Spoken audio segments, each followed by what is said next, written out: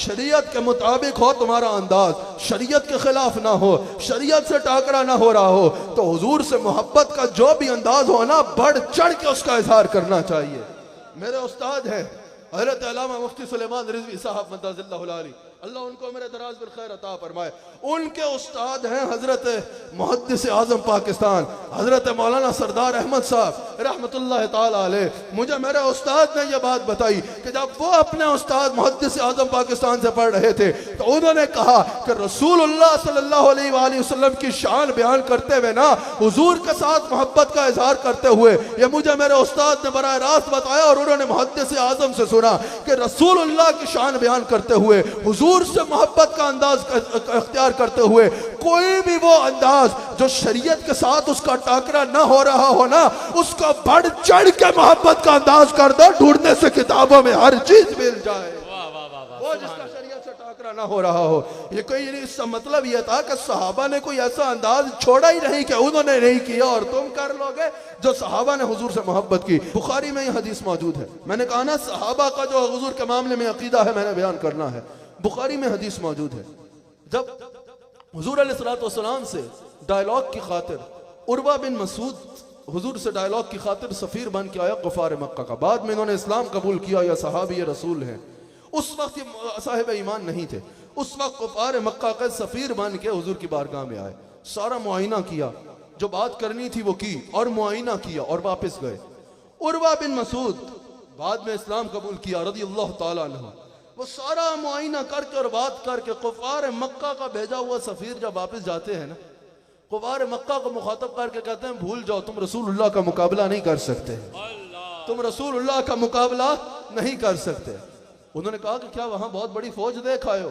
कहा नहीं, शायद वो तुम्हारे पास ज्यादा हो। बहुत जंगी सामान देख आए हो? कहा नहीं, वो भी शायद तुम्हारे पास ज्यादा हो। अक्सरियत देख आए हो? कहा नहीं, वो भी शायद तुम्हारे पास हो।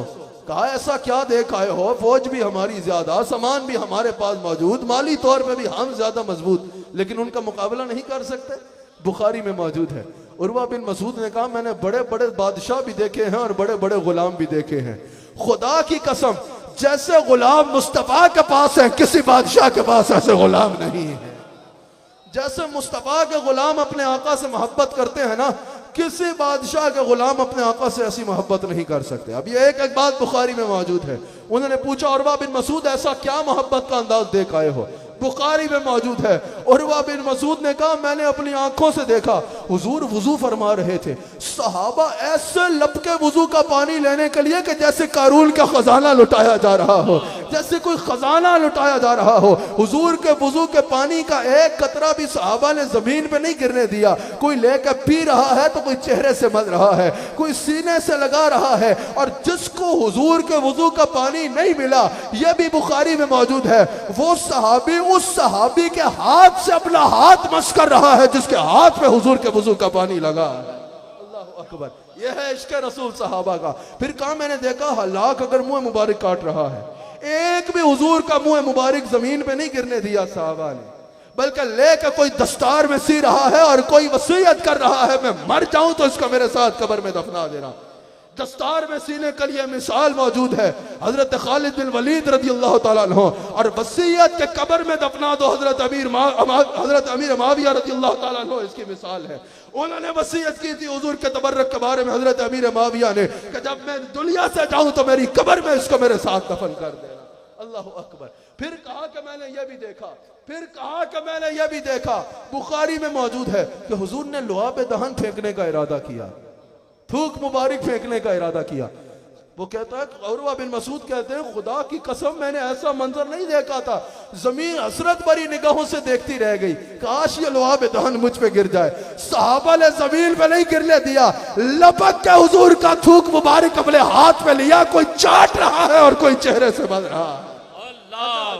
खत्म हुई। अब मैं सवाल करना चाहता हूँ, सहाबा का इश्क तो सुन लिया ना, अब अपने अकीदे के लिए भी एक बात सुन लो। सहाबा का इश्क तो तुमने सुना, अब रबीउल अव्वल का महीना आया, आपने बताया कि आपने घरों को सजा दिया। मैं घर को सजाएं, एक कंपनी आ जाती है, भाई ये रबीउल अव्वल में घर सजाना कुरान में कहाँ लिखा है? हम रबीउल अव्वल में घर पे झंडा लगाए, भाई ये झंडा लगाना कुरान में कहाँ लिखा है? हम रबीउल अव्वल का जुलूस निकाले, भाई ये जुलूस निकालना कुरान में कहाँ लिखा है? हम रबीउल अव्वल में महफिल नात सजाए, भाई ये महफिल नात सजाना कुरान में कहाँ लिखा है? हम रबीउल अव्वल में नक्शे नालैन सीने पे सजाए, भाई ये नक्शे नालैन लगाना कुरान में कहाँ से लिखा है? हम रबीउल अव्वल का लंगर बांटे, ये लंगर बांटना रबीउल अव्वल में कुरान में कहाँ लिखा है? मैंने कहा हम तो अपने अकीदे साबित कर देंगे, जरा तुम जाके सहाबा से पूछो ना, हुजूर का थूक चाट रहे हो ये कुरान में कहाँ लिखा है?